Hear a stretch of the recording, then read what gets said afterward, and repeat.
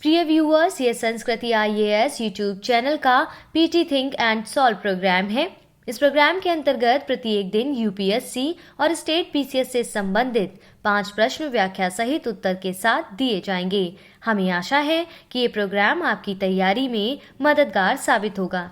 तो चलिए देखते हैं आज के अपने प्रश्नों की श्रृंखला को।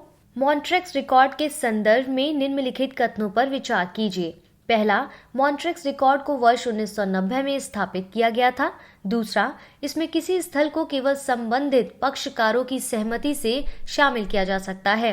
तीसरा, भारत की लोकटक झील और केवलादेव राष्ट्रीय उद्यान मॉन्ट्रेक्स रिकॉर्ड में सूचीबद्ध हैं। उपरोक्त में से कौन सा कथन सही है? A केवल 1, B केवल 2 और 3, C केवल 1 और 3, D उपरोक्त सभी।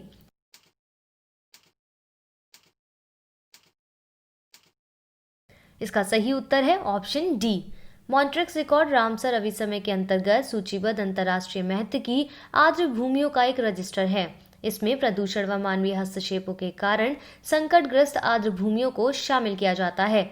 मॉन्ट्रेक्स रिकॉर्ड को वर्ष 1990 में स्थापित किया गया था। इसमें किसी स्थल को शामिल करने या हटाने के लिए संबंधित अनुबंधित पक्षकारों की सहमति अनिवार्य है। वर्तमान में 2 भारतीय स्थल लोकटक झील और केवलादेव राष्ट्रीय उद्यान मॉन्ट्रेक्स रिकॉर्ड में सूचीबद्ध हैं। चिल्का झील को सूची से बाहर कर दिया गया है। इस प्रकार कथन 1, 2 और 3 सही है, अतः विकल्प डी इसका सही उत्तर होगा। बढ़ते हैं अपने अगले प्रश्न की ओर।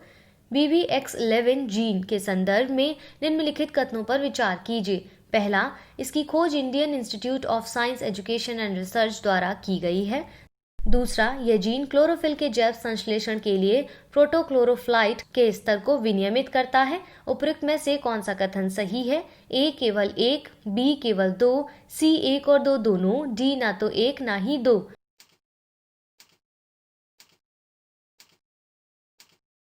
इसका सही उत्तर होगा ऑप्शन सी।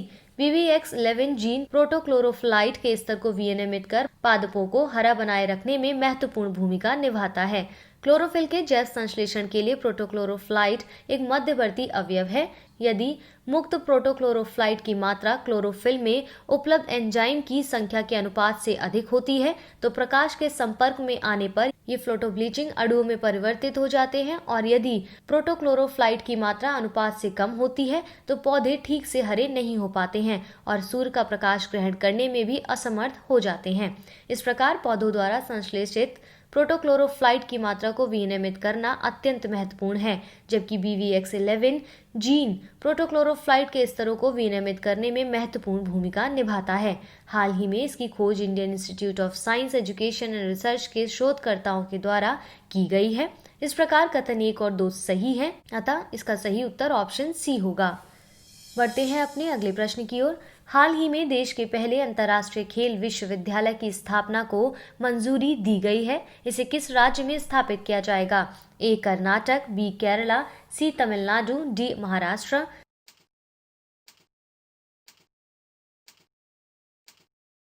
इसका सही उत्तर है ऑप्शन डी। हाल ही में महाराष्ट्र में खेल को बढ़ावा देने के लिए मंत्रिमंडल द्वारा देश के पहले अंतर्राष्ट्रीय खेल विश्वविद्यालय की स्थापना हेतु मसौदा विधेयक को मंजूरी प्रदान की गई है। इसे पुणे में स्थापित किया जाएगा। इस विश्वविद्यालय में शारीरिक शिक्षा और खेल से संबंधित विज्ञान, चिकित्सा, प्रौद्योगिकी, प्रशासन, प्रबंधन के प्रशिक्षण सहित विभिन्न पाठ्यक्रम शामिल होंगे, अतः इसका सही उत्तर होगा ऑप्शन डी। बढ़ते हैं अपने अगले प्रश्न की ओर। कैस्पियन सागर की सीमा से संलग्न देश है। पहला, अजरबैजान, दूसरा जॉर्जिया, तीसरा रूस, चौथा उज्बेकिस्तान।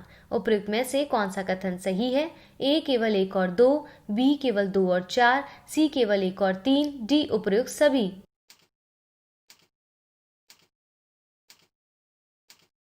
इसका सही उत्तर है ऑप्शन सी।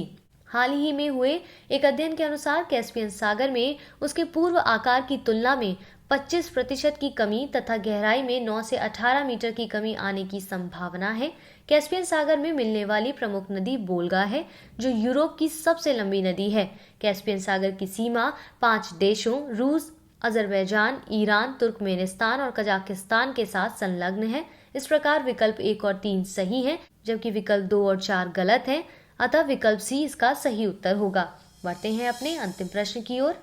डिजीबॉक्स के संदर्भ में निम्नलिखित कथनों पर विचार कीजिए। पहला, यह क्लाउड आधारित डिजिटल भंडारण सुविधा प्रदान करता है।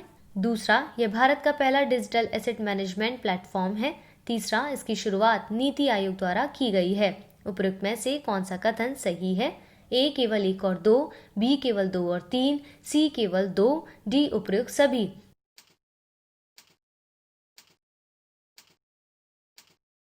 इसका सही उत्तर होगा ऑप्शन डी। हाल ही में नीति आयोग ने आत्मनिर्भर भारत पहल के एक घटक के रूप में डिजीबॉक्स नामक क्लाउड भंडारण सेवा शुरू की है। डिजीबॉक्स मेक इन इंडिया के तहत देश के भीतर डाटा को संग्रहित और इनक्रिप्ट करेगा। यह भारत का पहला डिजिटल एसेट मैनेजमेंट प्लेटफॉर्म है, जहां डिजिटल संपत्ति जैसे फाइल्स, फोटोग्राफ, संवेदनशील संपार्श्विक आदि को एक साथ संग्रहित किया जा सकता है। इस प्रकार उपर्युक्त सभी कथन सही हैं, इसलिए इसका सही उत्तर होगा ऑप्शन डी।